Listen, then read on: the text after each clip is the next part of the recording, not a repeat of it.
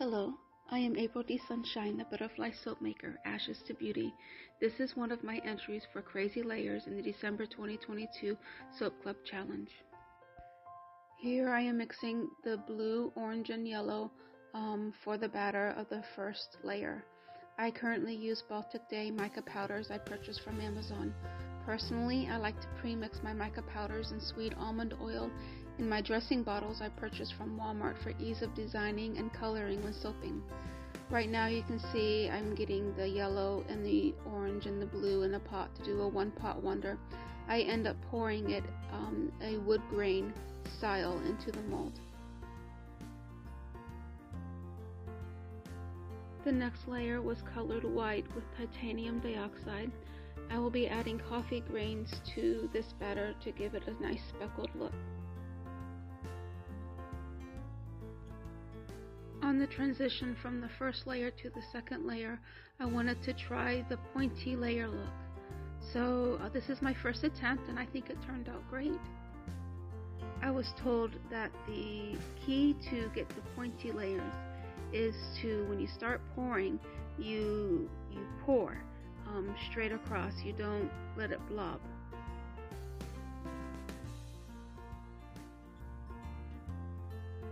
Right here you see me pouring more of the white and coffee grain batter. It is because I miscalculated my measurement in the second layer, so I needed to make more.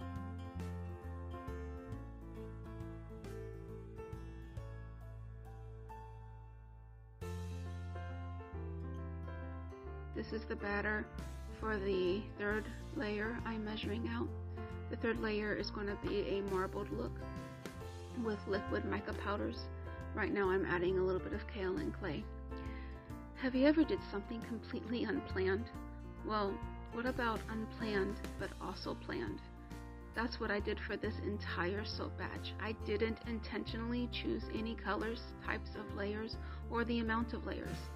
How did you do that, you might ask? I'll tell you in a moment. I'm doing a beautiful gold mica powder line here to allow the transition between the second layer and the third layer to be more profound. Now for the amazing story to unfold on how this bar of soap exists. For the amount of layers, I chose to draw numbers. I didn't know if I was going to do 3 layers, 4 layers, or 5 layers. The number that I drew was 4. For each of the 4 layers, I wrote down all the soaping techniques I knew how to do, threw them up in the air, and the way that they landed would be the technique that was chosen for each layer. Here I am dividing the batter between 3 separate dishes to make the final layer, which will be a splash swirl. The colors that were chosen were black, green, and yellow.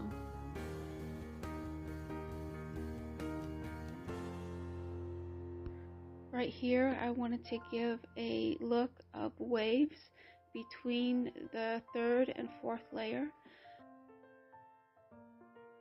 Here, I'm sprinkling another gold mica powder line to define the layers. For the splash swirl, I'm using black, yellow, and green. So how did I choose all the colors for this batch of soap? Well, I put all of the color bottles of mica powder in front of me and I pushed them all around with my eyes closed, and the colors that my hands touched were the ones that were chosen. Here is where the splash swirl comes in with those 3 colors. I like to put my hanger down the middle and go up, and then come back to the middle and go down, and then go back up. And I can see the black coming through, so I know the swirls are really nice. I can feel the third layer as well with the hanger, being very careful.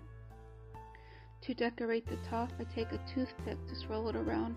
I'm not quite happy with the blend of colors, so I'm taking the last bit of drops that I can get out of scraping out of my containers and making a more defined swirl on top with the yellow, gold, and white. I think they turned out very unique. My favorite part on this bar is the transition between the first and second layer, learning how to make pointy layers.